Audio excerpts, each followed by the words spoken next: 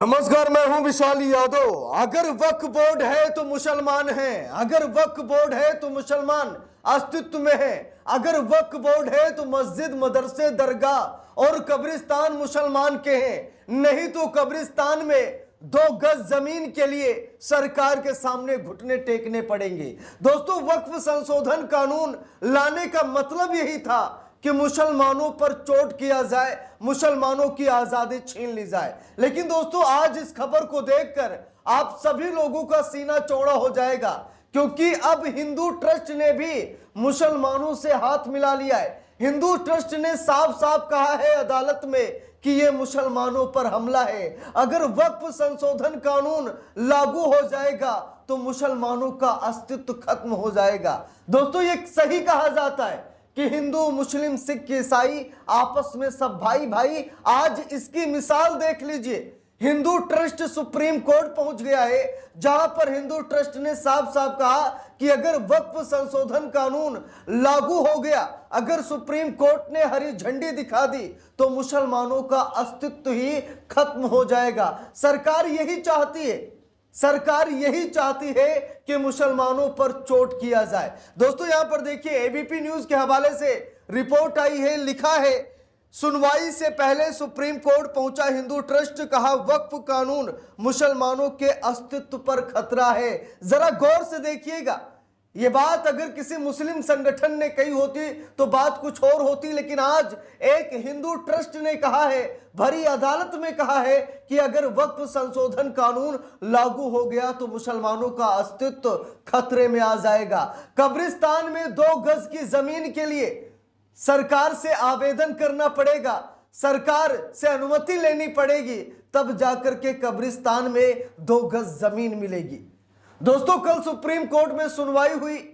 आप सभी को पता है कि सीजेआई खन्ना साहब ने अपने आप को इस मामले से अलग कर लिया, क्योंकि सीजेआई खन्ना साहब ये जानते हैं कि अगर हमने कोई सुनवाई की तो फैसला सुरक्षित रखना पड़ेगा, फिर हम रिटायर हो जाएंगे 13 मई को, उसके बाद पता नहीं क्या हो क्या ना हो। इसीलिए सीजेआई खन्ना साहब ने कहा कि 14 मई को जस्टिस BR गवई देश के नए सीजेआई बनेंगे और 15 मई को वो इस मामले की सुनवाई करेंगे। जस्टिस BR गवई, जो कि बाबा भीमराव अंबेडकर साहब को अपना आइडल मानते हैं, वो जस्टिस BR गवई जो अक्सर कहते हैं कि अगर मैं जज बना तो ये डॉक्टर भीमराव अंबेडकर साहब की देन है, उन्हीं की वजह से आज मैं जज बन पाया हूं। तो ऐसे जज अगर मामले की सुनवाई करेंगे तो निष्पक्षता जरूर होगी।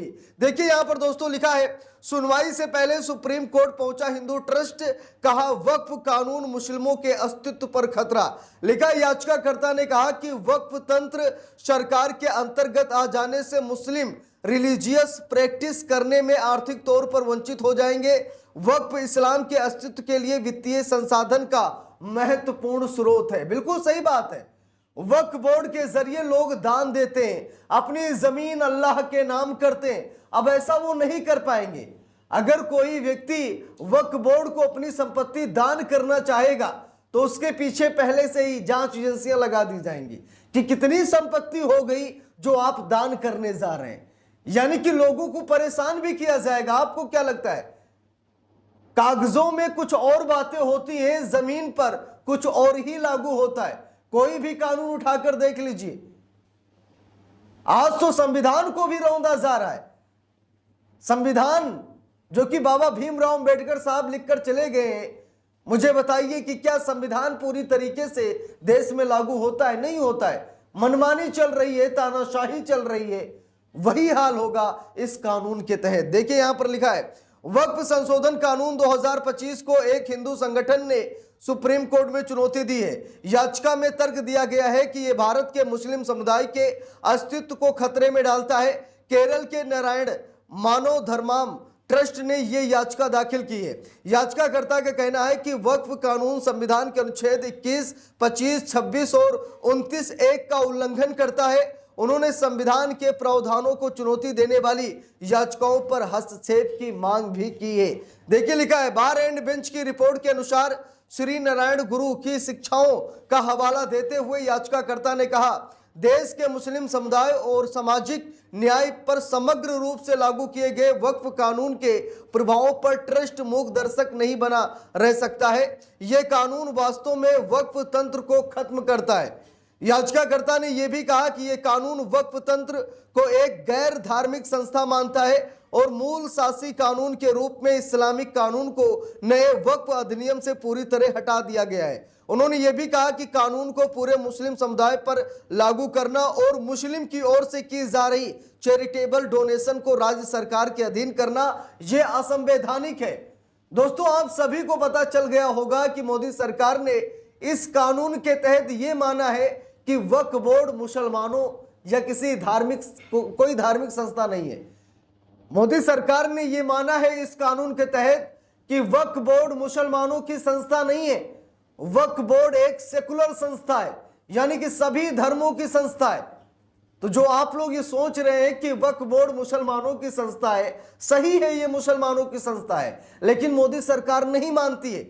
इसीलिए मोदी सरकार सुप्रीम कोर्ट में ये हलफनामा पेश कर रही है और मोदी सरकार ये बता रही है कि ये वक्फ बोर्ड एक सेकुलर बोर्ड है, यानी सभी धर्मों का बोर्ड है, ये मुसलमानों का बोर्ड नहीं है। मुसलमानों को आपत्ति दर्ज नहीं करनी चाहिए।